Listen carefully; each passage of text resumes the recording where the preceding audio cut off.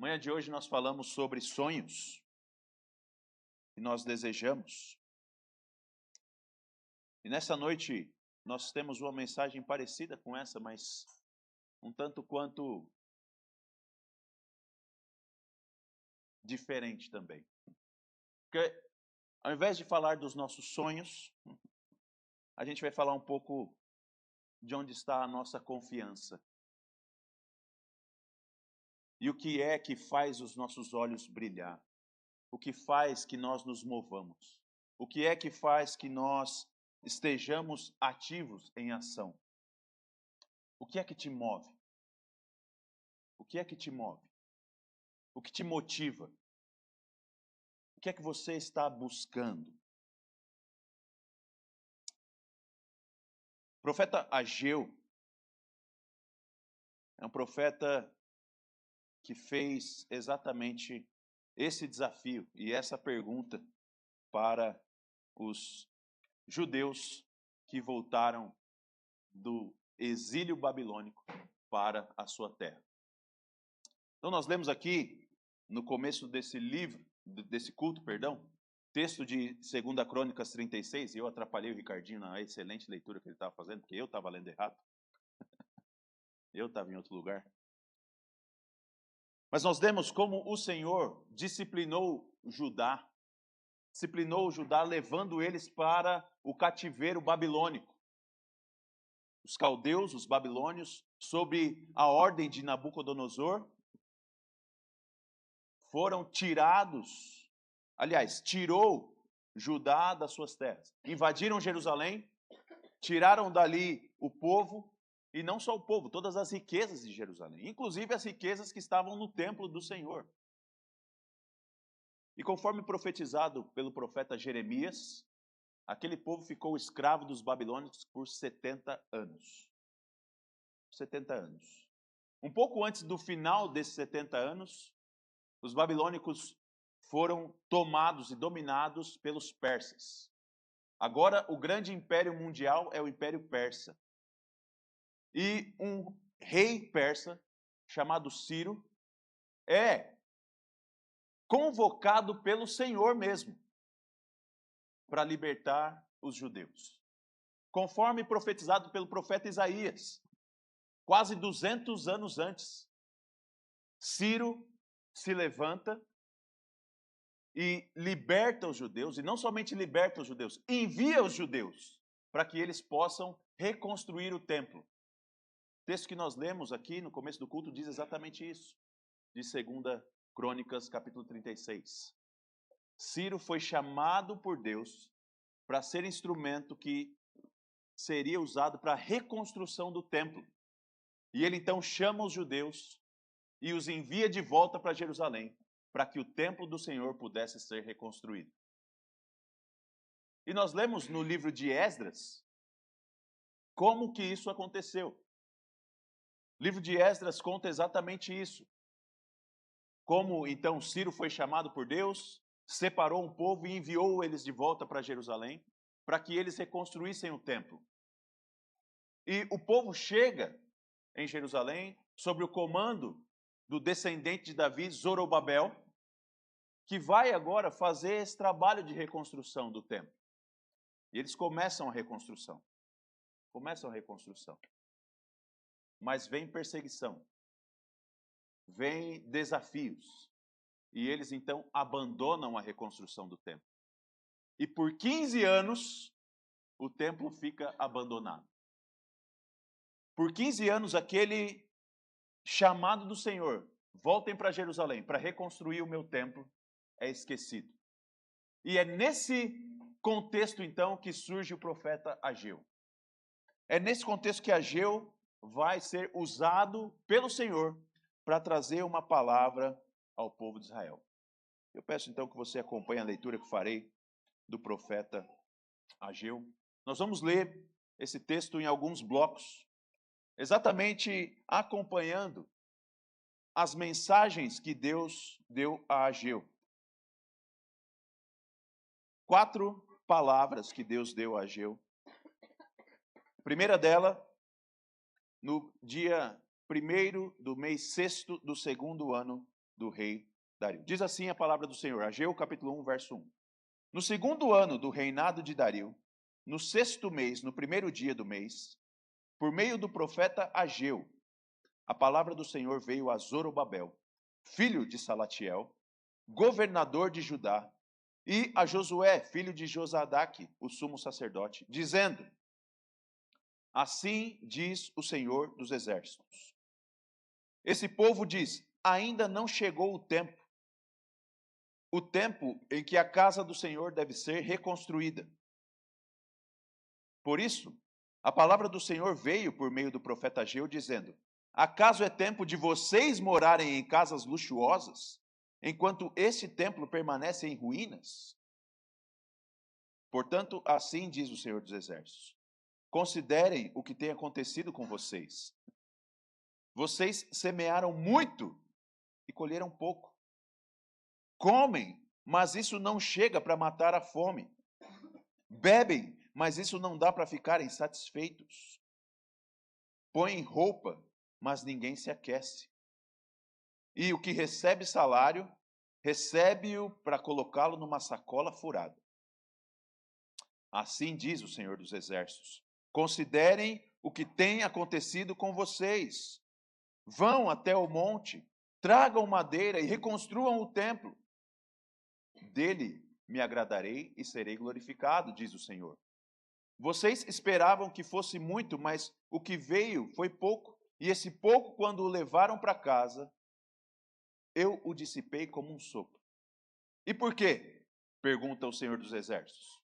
Porque o meu templo permanece em ruínas, enquanto cada um de vocês corre por causa da sua própria casa. Por isso os céus retêm o seu orvalho, e a terra não produz os seus frutos. Fiz vir a seca sobre a terra e sobre os montes, sobre o cereal, sobre o vinho, sobre o azeite, sobre o que o solo produz, sobre as pessoas, sobre os animais e sobre todo o trabalho das mãos.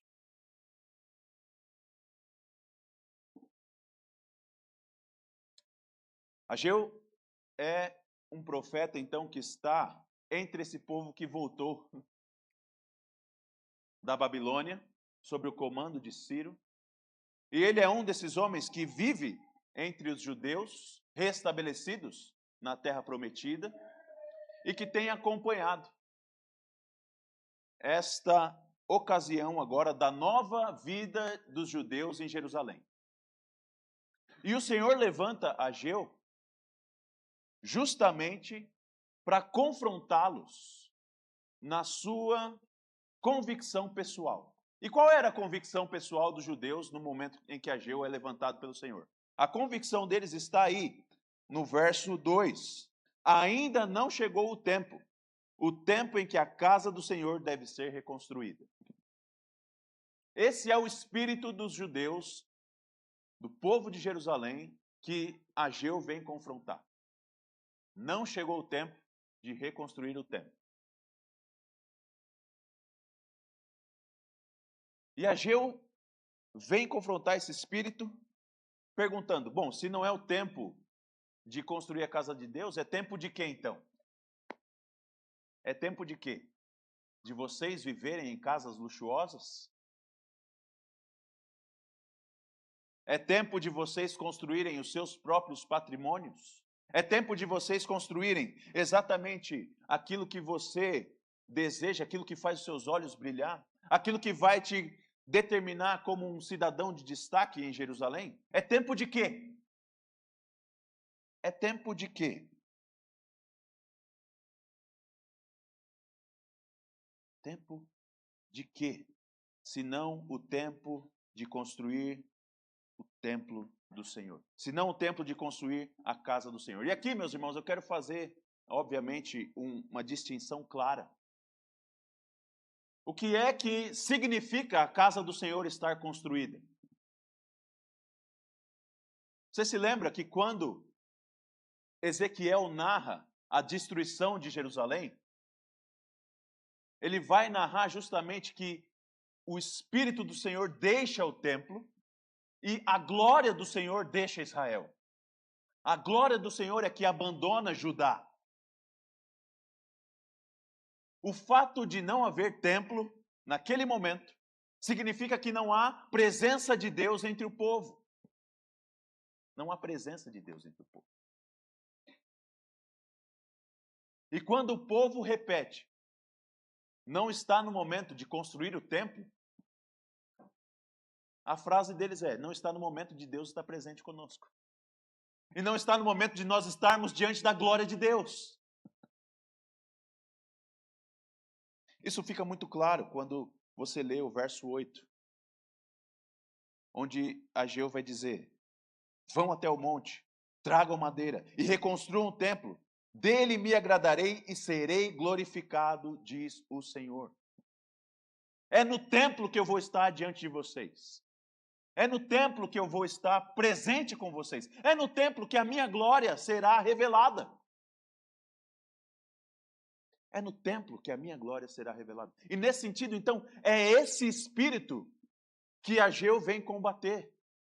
Não é simplesmente uma questão do templo físico em si, mas é da rejeição da presença e da glória de Deus.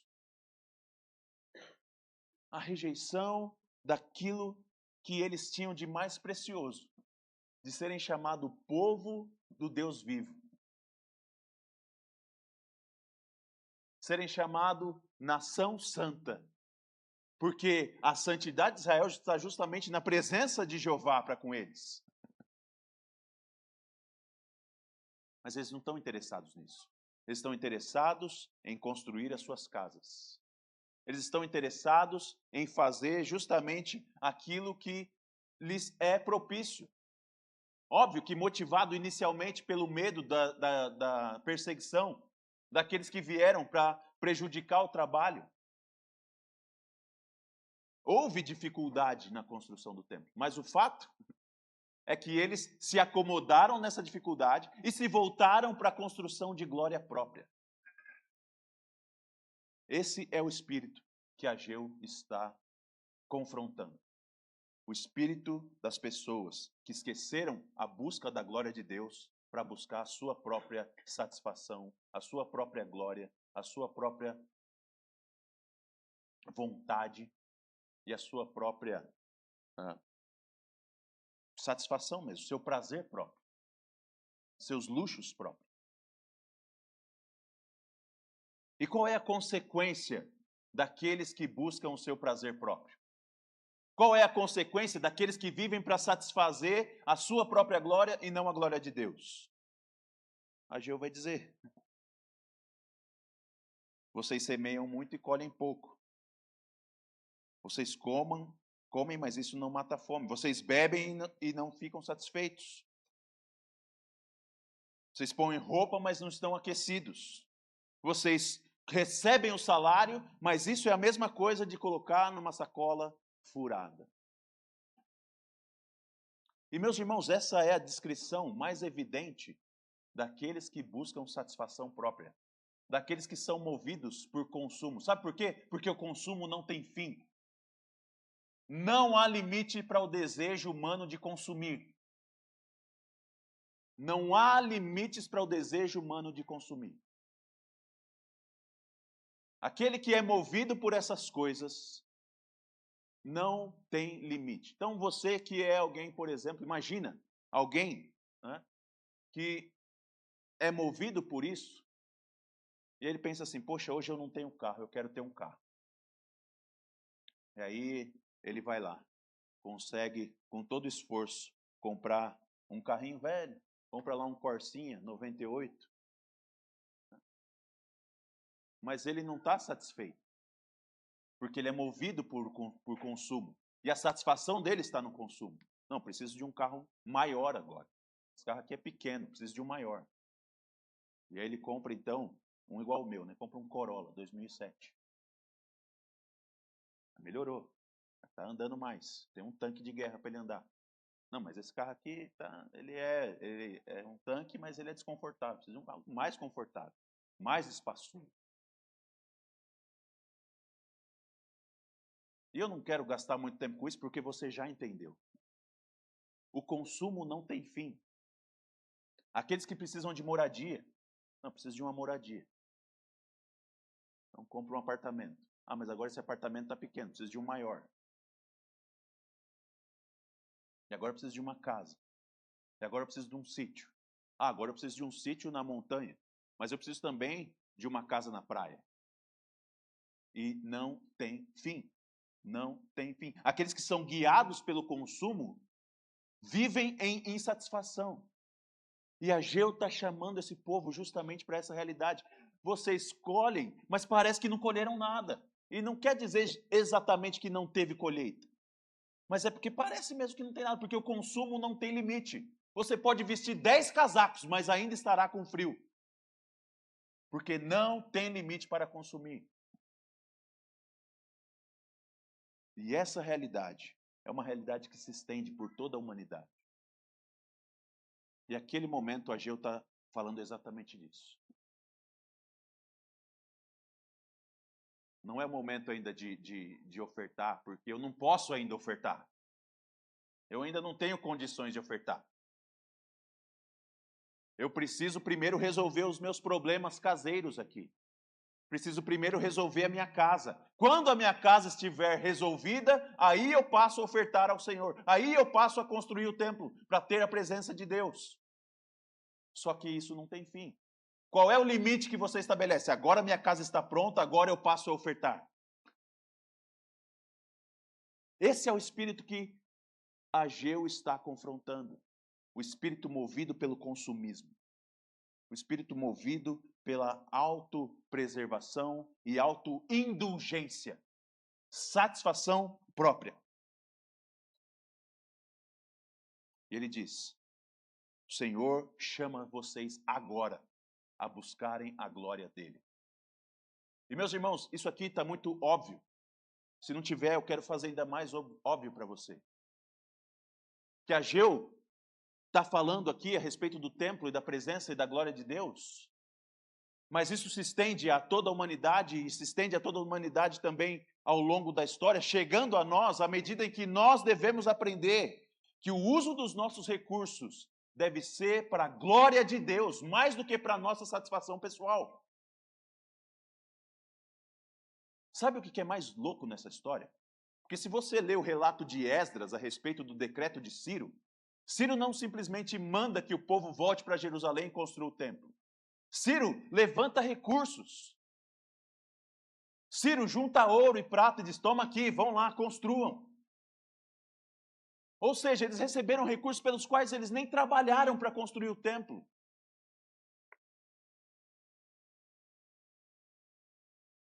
E mesmo assim, não construíram, porque estavam focados no seu consumo pessoal, na sua satisfação pessoal. Primeiro eu preciso resolver a minha casa, depois buscar a glória de Deus. E isso não tem fim.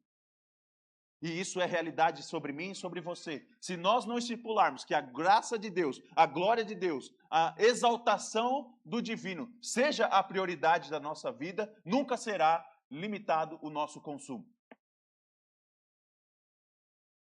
Se a graça de Deus, a glória de Deus, a exaltação do evangelho não for a nossa prioridade, nós nunca teremos limite para o nosso consumo. Porque não tem fim. Não tem limite. Hoje de manhã eu falei no sermão, né?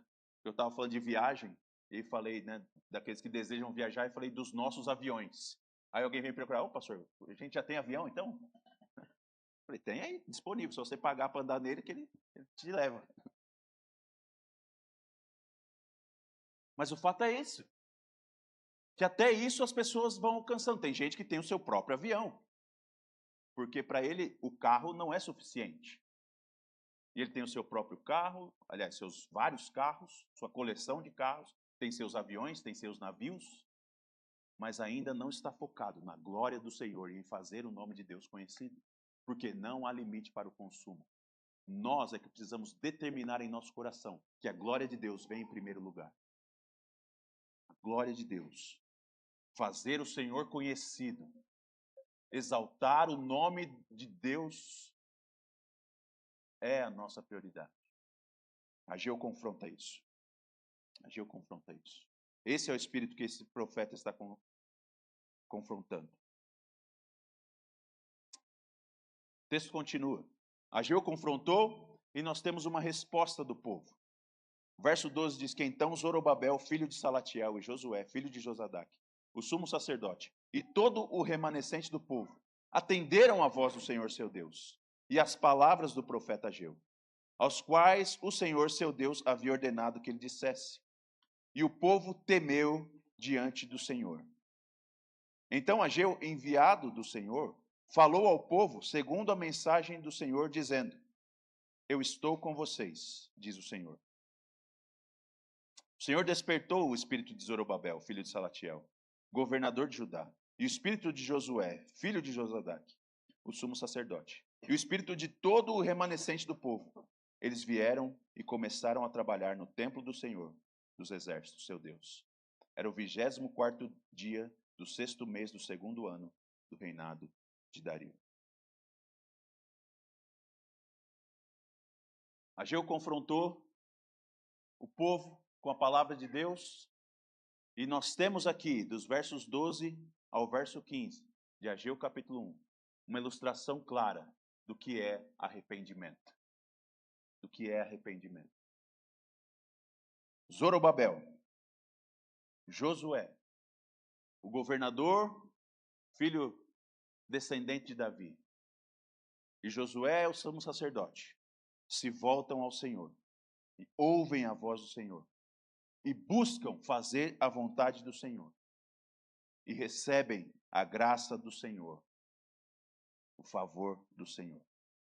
24 dias depois, no 24º dia do 6º mês, o Senhor responde ao arrependimento de Zorobabel e Josué para dizer: eu estou com vocês. Eu estou com vocês.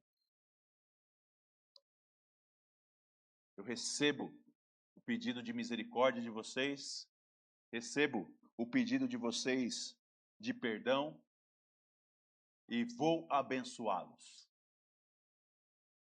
E meus irmãos, aqui o que a gente tem com muita clareza, de modo muito precioso, é essa realidade de que todas as vezes que o Senhor confronta as pessoas, o que Ele quer é que nós nos arrependamos e nos voltamos a Ele, dizendo: Senhor, tem misericórdia de mim. Eu pequei, eu errei, eu abandonei a Tua glória, abandonei o Teu nome. Peço que o Senhor me perdoe e peço que o Senhor receba agora o meu voltar para Ti. E Deus recebe essas pessoas. Deus recebe. Deus recebe porque tem uma aliança firmada com o seu povo. De se fazer acessível aos que o buscam. O texto bíblico repetidas vezes vai dizer: Deus resiste aos soberbos, mas dá graça aos humildes. E Zorobabel, Josué se humilharam diante do Senhor. Se humilharam por causa das palavras do profeta Ageu. É muito claro isso. O povo atendeu à voz do Senhor, seu Deus, e às palavras do profeta Ageu, aos quais o Senhor, seu Deus, havia ordenado que ele dissesse.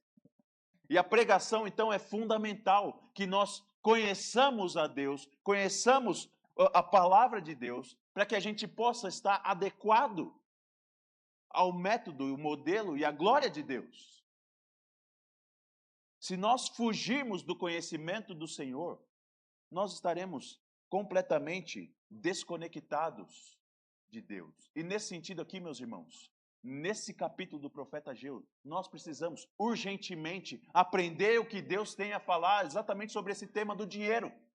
Porque no momento em que nós vivemos, Satanás fez uma bagunça completa a respeito desse assunto. Completa.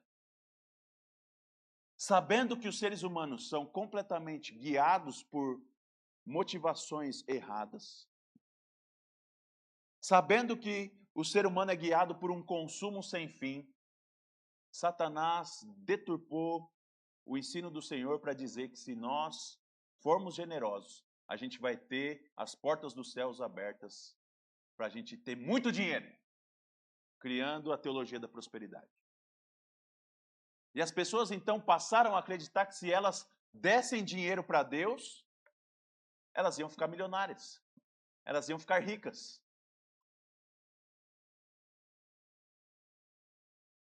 E muita gente tem caído nessa verdade. Aliás, nessa mentira. Muitos têm buscado a face de Deus e ofertado, não porque querem a glória de Deus conhecida, mas porque querem ficar ricos, querem barganhar, querem comprar Deus. E a Ageu vem dizer que não é possível a gente comprar Deus. Só que ao mesmo tempo que essa mensagem satânica de que é possível comprar Deus para que a gente fique rico, ela faz um desastre nesses que são gananciosos, ela faz um desastre também naqueles que são mesquinhos. Porque ela fica também reforçando essa ideia. Não preciso dar nada. Eu sou salvo pela graça de Deus. Se Deus quiser me salvar, Ele vai me salvar. Se Deus quiser me receber, Ele vai me receber. Eu não preciso dar nada para Deus nem para ninguém. E os gananciosos estão enganados, os mesquinhos estão enganados. Porque o método do Senhor é a generosidade. O ensino do Senhor é a generosidade. Porque Ele é um Deus generoso. A reflexão real do uso dos recursos para alguém que está de acordo com a palavra de Deus é de sermos generosos, sabendo com muita certeza e com muita clareza que é mais abençoado dar do que receber. E Satanás conseguiu destruir isso completamente. Porque muitos dizem, eu não vou dar porque isso aqui não tem fruto nenhum mesmo. E outros dizem, eu vou dar porque eu quero ficar rico. E a bagunça está feita. Quando, na verdade, o que Deus diz, nós devemos dar, porque estamos confiantes de que a glória do Senhor é suprema. Tudo que temos vem dele. Foi ele que deu os recursos para Ciro. E Ciro deu para que nós construamos o templo aqui. E o que temos hoje vem do Senhor. Meus irmãos, isso aqui é tão espalhado na Bíblia toda, na Escritura, do fato de que tudo que temos vem do alto. E de várias maneiras Deus tem falado e ensinado que é Ele quem nos supre, é Ele quem nos sustenta. E que a nossa ação no uso dos recursos é justamente uma administração daquilo que é dele. E a administração daquilo que é dele deve ser voltada, primariamente, para fazer o nome dele grande, para fazer o nome dele glorioso, reconhecendo que é dele que vem todas as coisas. Em gratidão e louvor, mas também em fé, nós somos generosos. Gratidão, confiança e fé. Nós somos generosos, porque entendemos que esse é o Deus que servimos. Um Deus generoso, que cuida generosamente dos seus. E nós devemos nos arrepender em relação a isso. De como nós temos feito uso dos nossos recursos. De maneira mesquinha ou de maneira que exalta o dinheiro. De maneira gananciosa. Qualquer um desses lugares é um lugar que você precisa aprender a ouvir a voz de Deus, se arrepender e pedir, Senhor, tem misericórdia de mim. Me ensina a usar os meus recursos. Me ensina a usar os meus recursos. Deus perdoa, Deus recebe e Deus se faz presente com aqueles que se submetem à sua palavra. O texto de Ageu continua. Capítulo 2, verso 1. Diz que no segundo ano do reinado de Dario, no mês 7º, no 21º dia do mês, a palavra do Senhor veio por meio do profeta Ageu, dizendo, fale agora a Zorobabel, filho de Salatiel, governador de Judá, e a Josué, filho de Josadaque, o sumo sacerdote, e ao remanescente do povo, dizendo, quem de vocês que tenha sobrevivido, contemplou esse templo na sua primeira glória?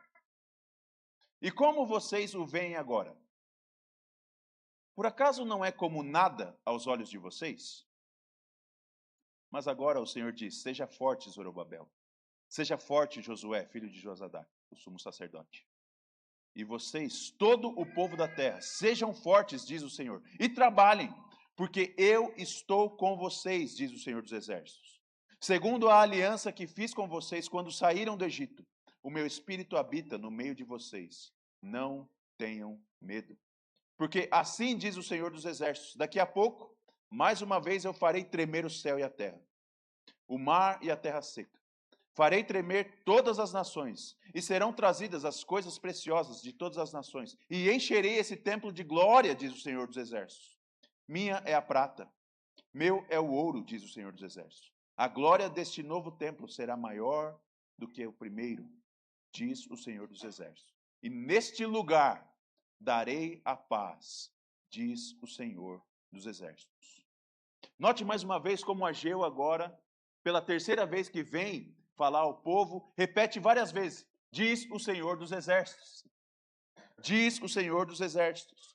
Diz o Senhor dos Exércitos. E Ageu então está trazendo a realidade dos judeus daquele momento, que eles precisam ter um fundamento mais preciso. Eles precisam ter um fundamento mais robusto, uma âncora mais forte para que eles pudessem se agarrar. E por que é que os judeus, nesse momento, no 7º mês do 2º ano do reinado de Dario, precisam dessa âncora mais forte? Por que é que eles precisam de um solo mais firme? Porque eles ainda estão agora iludidos com as aparências externas. O templo de Salomão era um negócio esplendoroso. Era um negócio, né, que dava realmente assim, aquele negócio de cair o queixo, né, de tirar o fôlego. Era muito glorioso o templo de Salomão. Construído em pedras preciosas, com muito ouro, com muita prata, com muito bronze.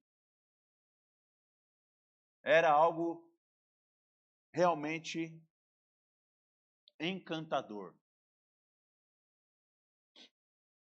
E foi destruído completamente. Completamente varrido.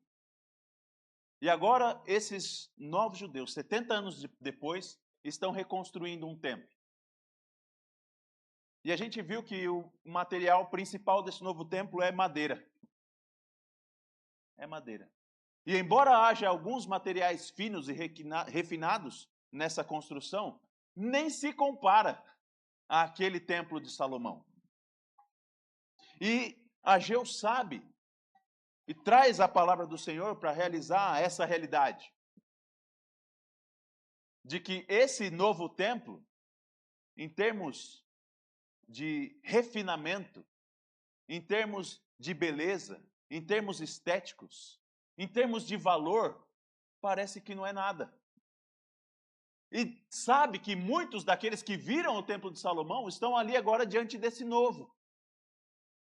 E tendo uma comparação entre os dois, eles falam, isso aqui não vale nada. Isso aqui não tem valor nenhum. Isso aqui é, poxa, que coisa, isso aqui não significa nada isso. Isso não significa nada.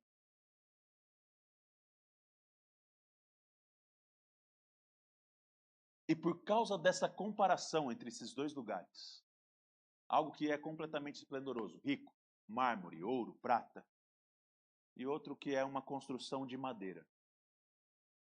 Ageu precisa trazer essa realidade para o povo, para dizer, vocês precisam estar confiantes agora. Nesse momento é o momento de vocês ouvirem o que Deus está dizendo. Que Deus não se impressiona com isso. E que o que julga o valor das coisas é o próprio Deus.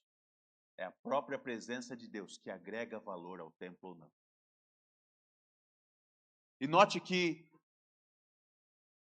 Ageu vai dizer ao povo então, eu vou fazer de novo o céu tremer. Vou fazer a terra tremer. Vou fazer todas as nações tremerem. Porque eu trarei a minha presença. Gente, eu sou o dono da prata e do ouro. Olha o verso 8. Minha é a prata e meu é o ouro, diz o Senhor dos Exércitos. Eu não preciso que vocês me tragam isso aí, porque já é meu. Eu não preciso disso aí no meu templo para dizer que eu sou o dono dela. já é meu. Já é meu. A glória desse novo templo será maior do que o primeiro, diz o Senhor dos Exércitos, porque é nesse lugar que eu darei a minha paz. E é isso que vocês precisam aprender a valorizar. Ouvindo a voz do Senhor, vocês precisam aprender a valorizar a glória dele, não os materiais externos daquilo que representa a Deus. E como isso é forte no coração de um ser humano. Essa aparência externa daquilo que a gente considera valioso e daquilo que a gente considera como fraco.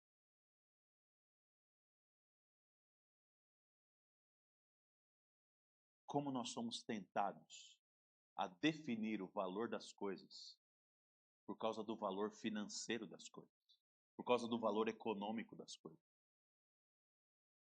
Mas o Senhor, de maneira muito clara, nos chama a considerar as coisas de acordo com a glória dele e de acordo com a fidelidade dele.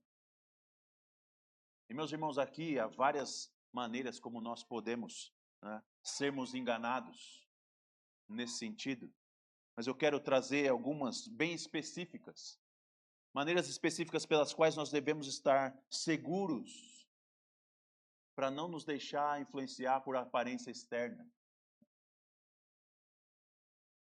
Primeira, clara, é a do dinheiro. Jesus vai dizer isso. O valor de uma pessoa não está nos bens que ela possui. E nós precisamos aprender a julgar as pessoas, não pela capacidade econômica que elas têm, mas pelo seu relacionamento com Deus e pela sua condição de piedade. É assim que se julga uma pessoa. Não é se ela é rica financeiramente, mas se ela é rica em piedade. Essa é a maneira como nós avaliamos as coisas. Ou devemos avaliar as coisas. A presença de Deus é que faz essa determinação do valor. É a presença de Deus que faz a gente determinar a igreja. É a presença de Deus que faz a gente determinar o valor da igreja. Eu disse aqui nesse culto, Deus está aqui. E eu estou convicto dessa realidade. Completamente certo disso. De que Deus está aqui, porque aqui o povo dele está reunido. E é ele que disse que estaria reunido com o seu povo na adoração. Eu estou presente com vocês. Eu estou seguro, então. Não importa se somos poucos. Não importa se está acontecendo outras coisas que aparentemente são mais legais. Não. Não importa que o nosso prédio seja simples, que nem nosso ele seja emprestado. Não é isso que define o valor da nossa igreja. O valor da nossa igreja está definido se nós estamos diante de Deus, em Cristo Jesus, recebidos por Ele e mantidos por Ele, em Cristo Jesus. É aí que está o valor da nossa igreja. É aí que está o valor da nossa igreja. E meus irmãos, nós precisamos aprender que até isso vem do alto. Até isso vem do alto. Eu sou um pastor e o meu desejo é ensinar sobre o Senhor. O meu desejo é que as pessoas ouçam de Deus e aprendam de Deus, se submetam a Ele. Mas essa semana eu tive o meu coração perfurado mais uma vez ao ler quando Deus chama Moisés. E Deus chama Moisés e diz assim: Moisés, você vai lá pregar para Faraó. E quando você pregar para Faraó, eu vou endurecer o coração dele. E só de ler isso aí, meu coração derreteu. E alguns irmãos estavam presentes comigo quando isso aconteceu. E eles viram o meu coração derretido. Porque a minha oração foi: Senhor, se faz conhecido em vaso de misericórdia na minha pregação. Se faz conhecido em vaso de misericórdia. Mas no fim das contas, eu não devo estar medindo as coisas em relação aos frutos que Deus vai usar. Meu coração deve ser pregar com fidelidade a mensagem do Senhor. E nós, como igreja, precisamos estar satisfeitos nisso. Se Deus está sendo transmitido aqui nesse lugar. Se Deus está sendo ensinado, como Ageu ensinou, e isso trouxe frutos, o fruto da realidade da presença de Deus, mais do que o esplendor do templo, é isso que deve mover o nosso coração como igreja. E óbvio, nós queremos que as pessoas ouçam, que as pessoas se arrependam e que as pessoas venham. Mas isso depende e isso pertence exclusivamente a Deus, que é aquele que move os corações. E nós precisamos então aprender a julgar isso de acordo com a perspectiva da glória de Deus, da fidelidade ao Senhor. Nossa igreja deve ser medida. Então, pessoas se medem pelo preceito de Deus, a igreja se mede pelo preceito de Deus, pela presença de Deus, pela glória de Deus e pelo aquilo que Deus fala. E nesse sentido, então, nós precisamos aprender a ouvir o que Deus diz. Mais uma vez, assim diz o Senhor dos Exércitos. E outra coisa que o Senhor dos Exércitos diz é que nós precisamos então ter uma vida aqui pacífica, uma vida aqui de amor, uma vida aqui cheia de graça, mas aprender que nosso lugar não é aqui eternamente. Hoje de manhã nós ouvimos que o fato de nós estarmos aqui por passagem não significa que a gente não está nem aí para o mundo. Muito pelo contrário. Nós buscamos que aqui seja um lugar de paz e amor e graça de Deus. E trabalhamos para isso, vivemos para isso. Mas aqui não está o nosso lugar pleno e final. Nós almejamos e buscamos aquele lugar onde não mais haverá inimigos do Senhor, não mais haverá pecado, não mais haverá morte. Onde a graça de Deus estará plenamente estabelecida e onde finalmente Ele dará a paz. E é isso que deve mover o nosso coração. Não enxergando as coisas passageiras para definir, porque isso pertence a Deus.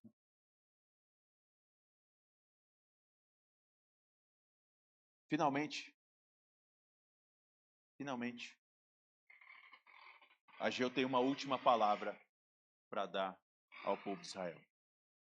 Você fala, pastor, é a última palavra, mas aparece duas vezes aí, tanto no verso 10 quanto no verso 20, aparece, veio a palavra do Senhor a Ageu.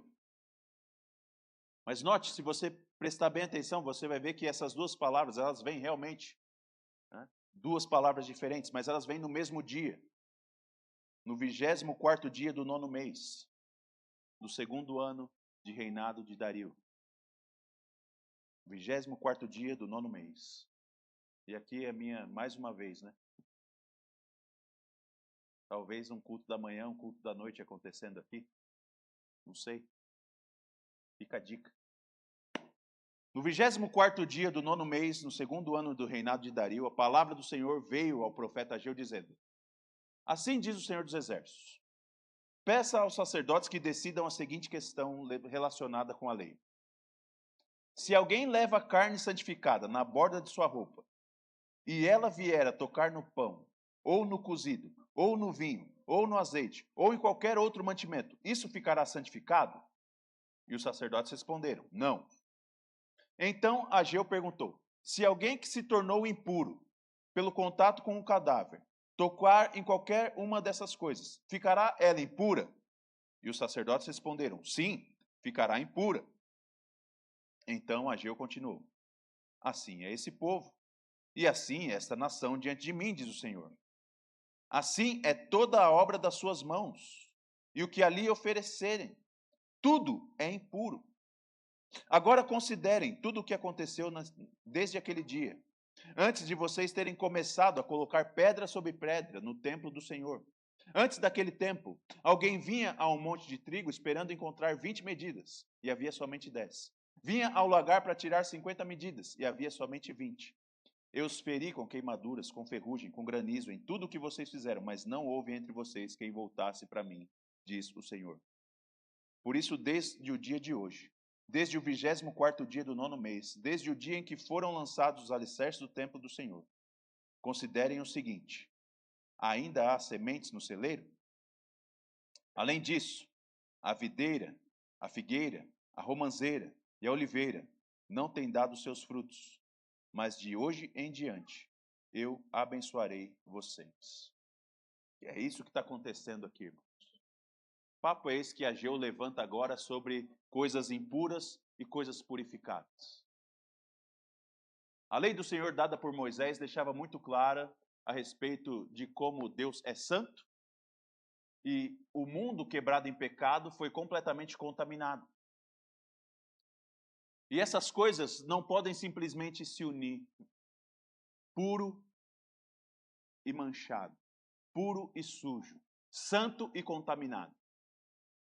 E a lei do Senhor, dada por Moisés, revelava então os meios pelos quais as coisas eram ou contaminadas ou purificadas. E Ageu está lembrando aqui os sacerdotes para que eles pudessem definir isso. Se uma coisa contaminada fosse levada para o templo e deixada ali junto das coisas que estavam santificadas, aquilo era santificado, ou seja, essa coisa que era trazida contaminada era santificada, ou as coisas santificadas é que eram contaminadas? E a resposta dos sacerdotes é: contamina o que estava puro. O que antes estava puro ficou contaminado. E aquelas coisas, então?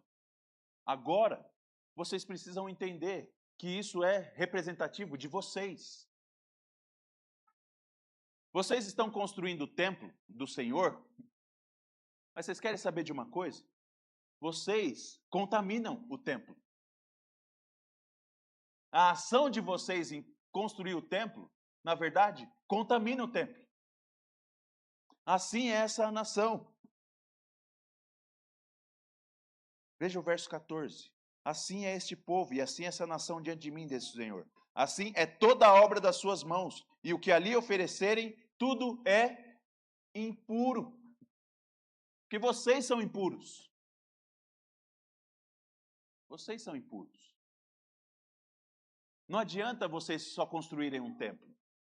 Não adianta vocês só disporem o coração. Vocês são impuros. E quando vocês chegam então a mim, vocês chegam impuros. E na verdade a gente está separado. E por causa da impureza, por causa dessa distância, veio disciplina sobre vocês, veio escassez sobre vocês, veio simplesmente esse fato de que vocês não têm satisfação e não têm sustento.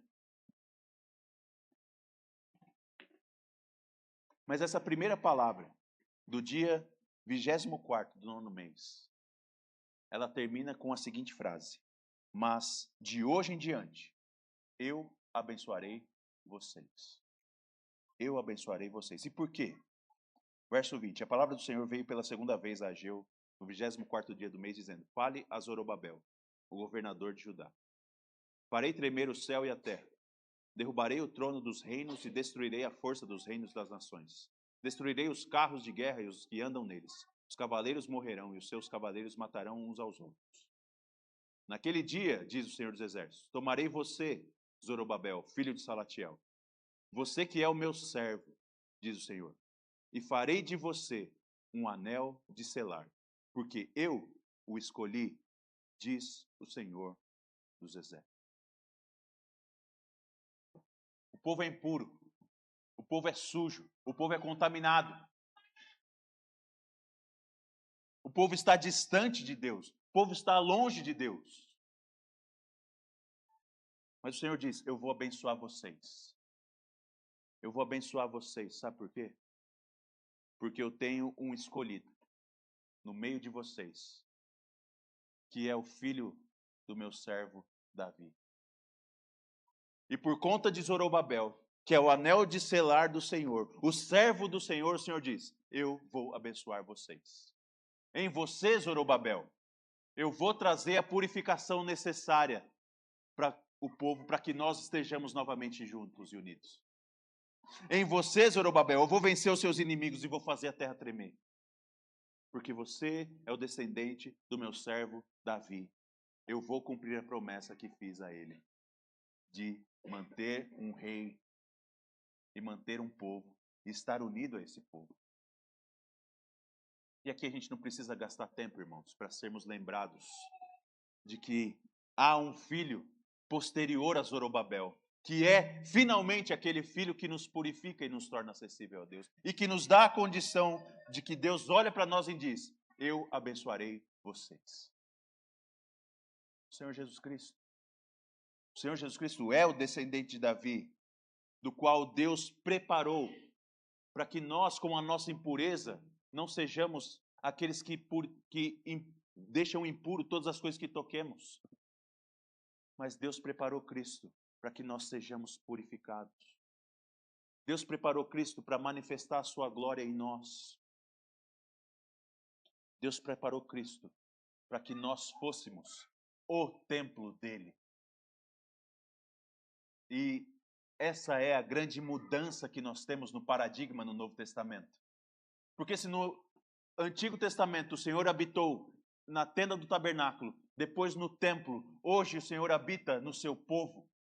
E o local de habitação do Espírito Santo de Deus é os crentes, é a igreja.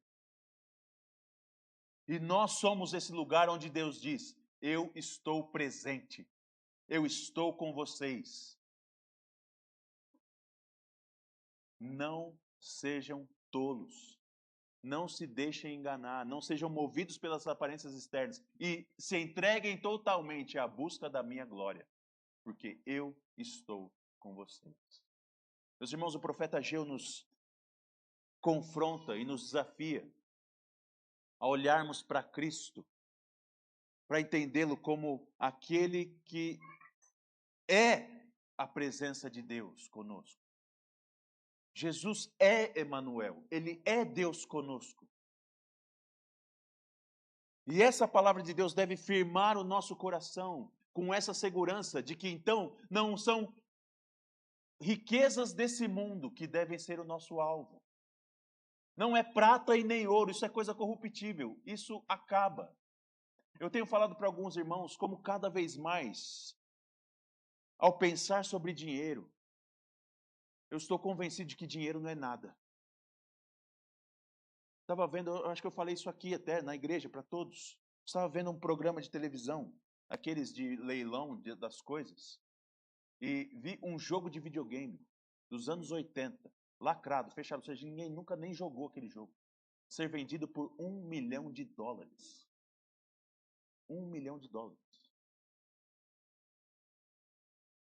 E aí alguém quer me convencer de que $1 milhão é algo muito valioso. Se $1 milhão serve para comprar um videogame que ninguém nunca vai jogar, eu estou convencido de que isso na verdade não vale nada. A gente pega o dinheiro e está aí torrando com tantas coisas fúteis, tantas coisas passageiras que não valem nada, e nós não usamos esses recursos para fazer o nome do Senhor grande. E esse é o nosso desafio. Reconhecer que a glória do Senhor é que deve ser usada, aliás, deve ser alcançada no nosso uso dos recursos. É a glória de Cristo que deve ser aquele alvo que nós dedicamos o uso dos nossos recursos. Porque dinheiro não é nada. E eu vejo pessoas perto de mim não tem ninguém que paga $1 milhão no jogo, mas eu vejo a gente torrando o nosso dinheiro com tanta coisa besta, que não tem nenhum poder de fazer Jesus Cristo conhecido. E nós precisamos aprender de novo que somos chamados a ser generosos. Somos chamados a demonstrar generosidade com os nossos recursos, para que isso faça o nome de Deus engrandecido. Que a glória é do Senhor. Vamos orar mais uma vez. Deus bendito, Tu sabes o nosso coração, Tu nos conheces, sabes que somos pó. E o pó, quando encontra o ouro, ele fica tentado a achar que o ouro é algo extremamente valioso. E de fato tem o seu valor. Mas é um valor perecível, um valor inconstante. O ladrão pode tomar o ouro. E aí